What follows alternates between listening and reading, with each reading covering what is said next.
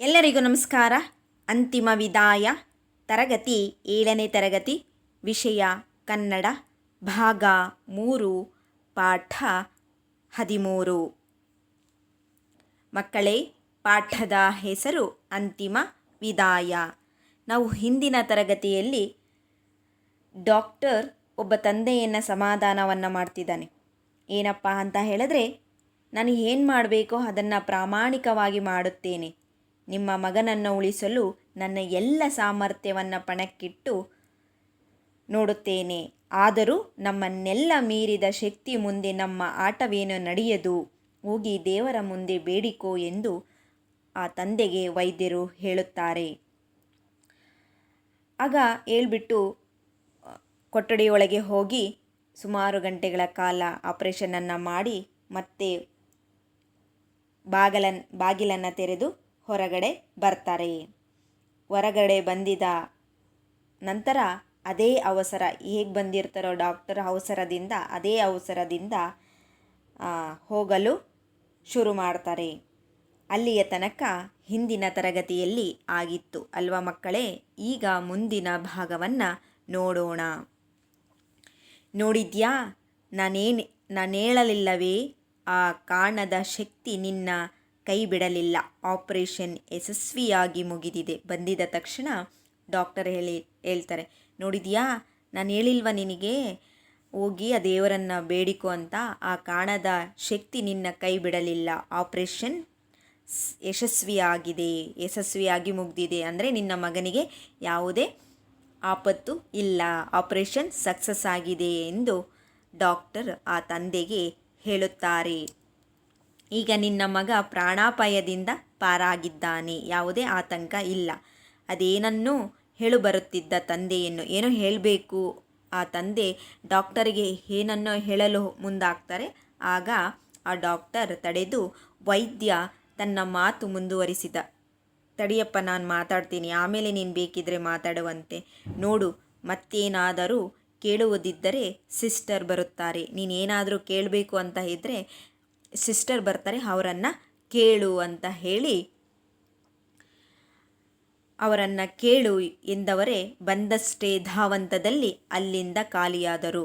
ನಿನಗೇನಾದರೂ ಕೇಳಬೇಕು ಅಂತೇಳಿದ್ರೆ ಹಿಂದೆ ಸಿಸ್ಟರ್ ಬರ್ತಾರೆ, ಅವರನ್ನು ಕೇಳಪ್ಪ ಅಂತ ಹೇಳಿದ ತಕ್ಷಣವೇ ಅಲ್ಲಿಂದ ಅವರು ಹೊರಟು ಹೋಗ್ತಾರೆ.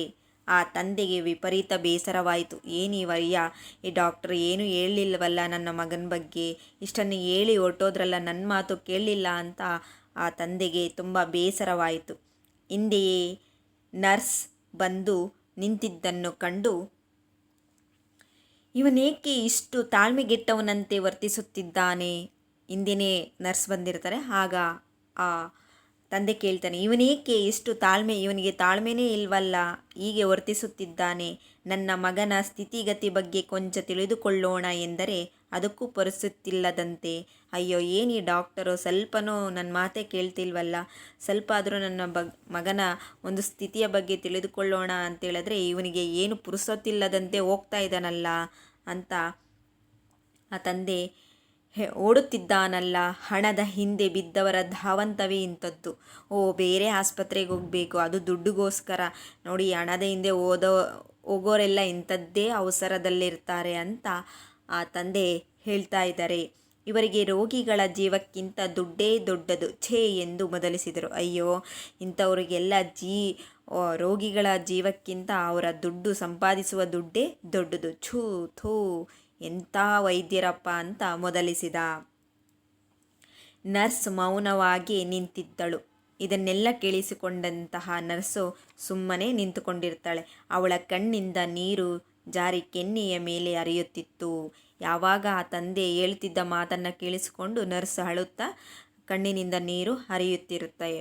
ಭಾರವಾದ ದನಿಯೊಂದು ಅವಳಿಂದ ಹೊರಬಿತ್ತು. ಆ ಸಂದರ್ಭದಲ್ಲಿ ಆ ನರ್ಸು ಮಾತನ್ನು ಪ್ರಾರಂಭ ಮಾಡ್ತಾಳೆ. ಏನಪ್ಪ ಅಂತ ಹೇಳಿದ್ರೆ, ಅವರ ಮಗ ನಿನ್ನೆಯಷ್ಟೇ ನಡೆದ ಆಕ್ಸಿಡೆಂಟ್ನಲ್ಲಿ ಸತ್ತು ಹೋದ.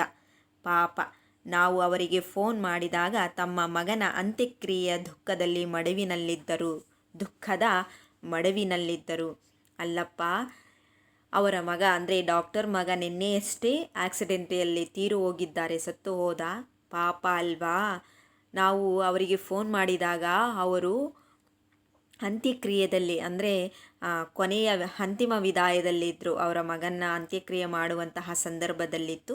ನಾವು ಯಾವಾಗ ಅವರಿಗೆ ಫೋನ್ ಮಾಡಿದಿರೋ ಅಂತ್ಯಕ್ರಿಯೆ ಸಮಯದಲ್ಲಿ ದುಃಖದ ಮಡುವಿನಲ್ಲಿದ್ದರು ನಾವು ಫೋನ್ ಮಾಡಿದಾಗ ಅಂತ ಕೇಳ್ತಾರೆ. ನಿನ್ನ ಮಗನ ಆಪರೇಷನ್ ತುರ್ತನ್ನು ಹೇಳುತ್ತಿದ್ದಂತೆಯೇ ಆ ಕೆಲಸವನ್ನು ಅರ್ಧಕ್ಕೆ ಬಿಟ್ಟು ಬಂದಿದ್ದರು. ನಿನ್ನ ಮಗನ ಜೀವ ಉಳಿಸಿದರು.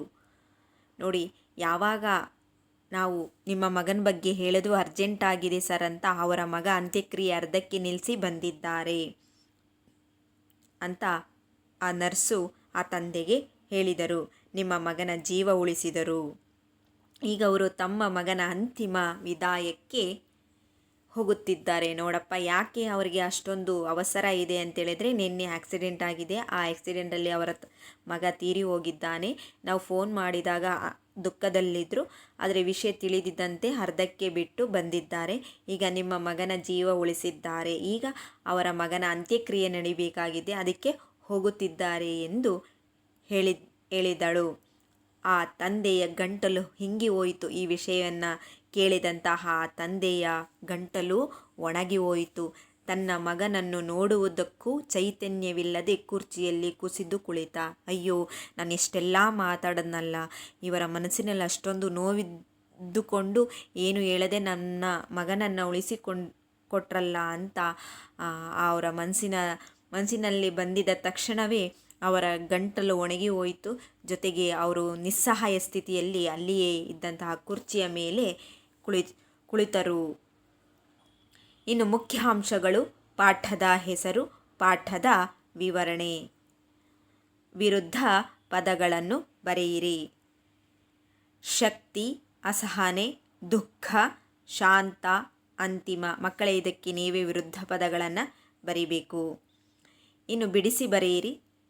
ತಾಳ್ಮೆಗೆಟ್ಟು, ಪ್ರಾಣಾಪಾಯ, ಬೇಸರವಾಯಿತು. ಇವುಗಳನ್ನು ಸಹ ನೀವೇ ಬಿಡಿಸಿ ಬರೀಬೇಕು. ಎಲ್ಲರಿಗೂ ಧನ್ಯವಾದಗಳು.